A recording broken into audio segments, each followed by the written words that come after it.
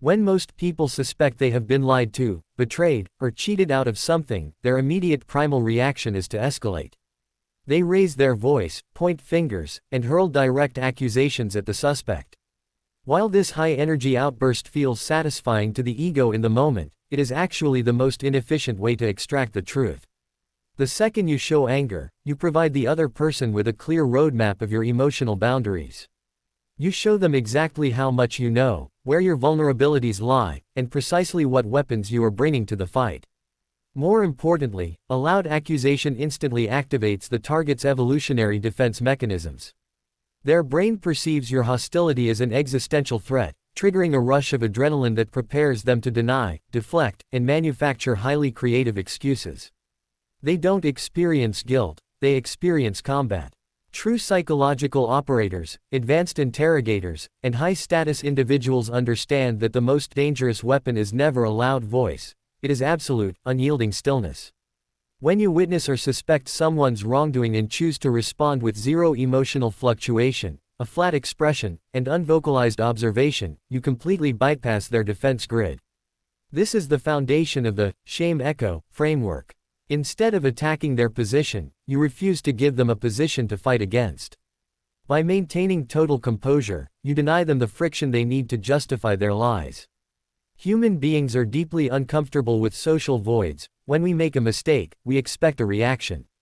When that reaction fails to materialize, the target's brain enters an immediate state of hyperdrive, desperately trying to figure out why the expected storm hasn't broken, and eventually crushing them under the weight of their own unanswered anxiety. To fully understand the terrifying efficacy of the shame echo, let us ground this in a real-life professional scenario. Imagine you are a senior project lead, and you notice that a subordinate has blatantly cut corners on a critical financial audit, compromising the entire data pool. An amateur manager would call them into the office and yell, "Why did you falsify these numbers? Do you realize how much trouble we are in?" In that scenario, the employee immediately knows the exact scope of the disaster, realizes the manager is emotional, and instantly uses that emotional instability to play the victim or draft a complex lie about technical glitches. Now, imagine the master operator's approach. They call the employee into a quiet office, hand them the compromised data sheet, slide it across the desk, and say nothing. They do not frown, they do not sigh, and they do not cross their arms. They simply sit back and watch. The employee looks at the paper, realizes they have been caught, and waits for the screaming match. But the screaming match never comes. 5 seconds pass, then 10, then 20. The silence in the room begins to expand, transforming into a heavy, suffocating vacuum. Because the manager has asked zero questions, the employee has no accusations to deny. Their brain desperately seeks feedback to gauge how much danger they are in, but the manager's blank face provides absolutely no data. To fill this agonizing psychological void and relieve the unbearable pressure, the employee's critical filters collapse. They start talking just to stop the quiet. They say, "Look, I can explain the numbers, and honestly, it wasn't just this week. I actually adjusted the metrics for last month's report too because the software was lagging." They have just volunteered a massive, hidden infraction that the manager didn't even know existed, entirely because their own mind tore itself apart trying to solve the riddle of the silence. The operational engine of the shame echo relies heavily on the strategic heavy gaze. When practicing this framework, eye contact is not used to convey anger or dominance through an aggressive glare. Instead, it is executed as a clinical, detached observation. When the target speaks or attempts to tell a lie, you do not interrupt them, nod, or give micro-validations like, "Uh-huh," or, "I see." You look directly at the bridge of their nose or into their eyes with absolute, unblinking stillness. In human behavioral biology, a sustained, emotionless gaze from an authority figure triggers an ancient social reflex, the fear of ostracization and exposure. Consider how this plays out in personal relationships or tight social circles. Imagine a situation where a close friend has quietly spoken behind your back, spreading a rumor that undermined your reputation.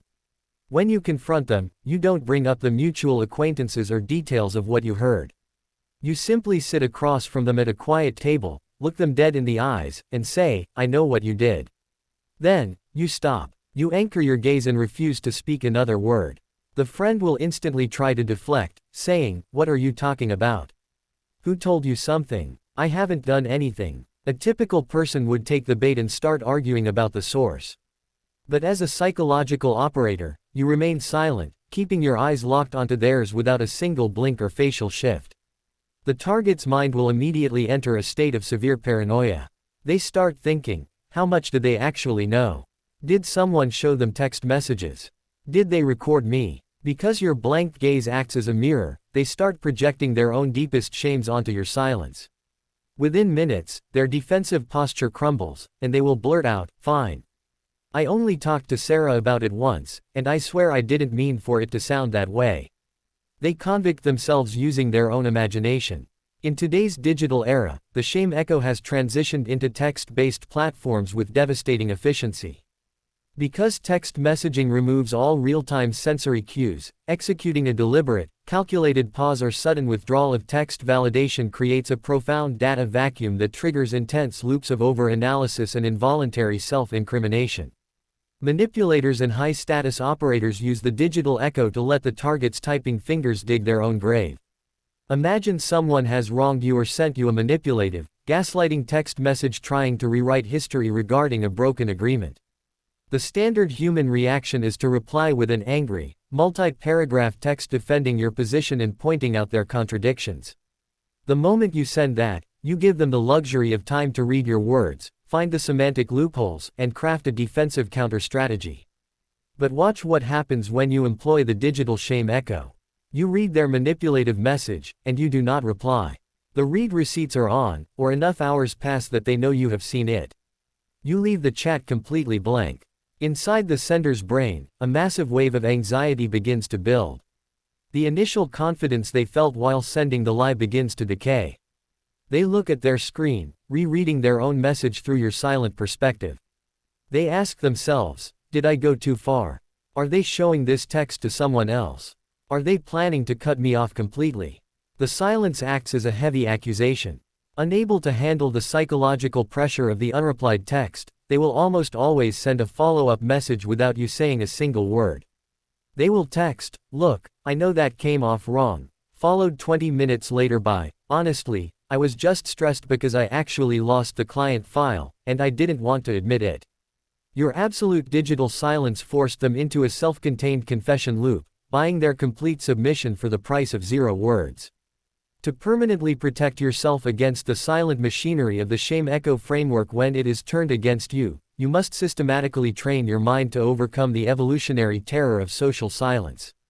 When an authority figure, a partner, or a corporate operator attempts to use a heavy gaze, a deadpan expression, or an extended pause to squeeze a confession out of you, your internal compass must remain entirely unbothered. You must realize that silence is not a sign of absolute knowledge. Most of the time, it is a desperate fishing expedition designed to make you panic and over-disclose. The ultimate psychological shield to completely neutralize the shame echo is the boundary re-anchoring technique.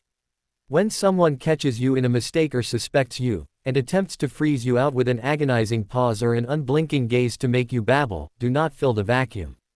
Do not offer extra data, do not apologize frantically, and do not guess what they are thinking. Match their silence with your own calm, grounded composure. Take a deep, controlled breath, maintain steady but relaxed eye contact, and let the quiet sit in the room. If they refuse to speak after you have stated your initial piece, do not elaborate. If the tension becomes structurally unproductive and you choose to break the silence yourself, do not do it with a confession, do it by demanding clear, articulate data. Look at them calmly and ask, "You've been quiet for a moment. What specific thoughts are you processing right now?" Or, if there is a particular issue you want to address, let's put it on the table so we can analyze it. This linguistic shift instantly flips the psychological spotlight back onto the operator. It forces them to abandon their safe, cloaked position of silent judgment and demands that they either state their case openly or drop the tactic entirely. True control does not belong to the person who tries to force a confession through theatrical anger, nor does it belong to the person who folds under psychological pressure. Absolute authority belongs to the individual who can sit comfortably in the dead center of an agonizing silence, watch the psychological vacuum expand, and keep their thoughts entirely hidden behind a wall of absolute composure.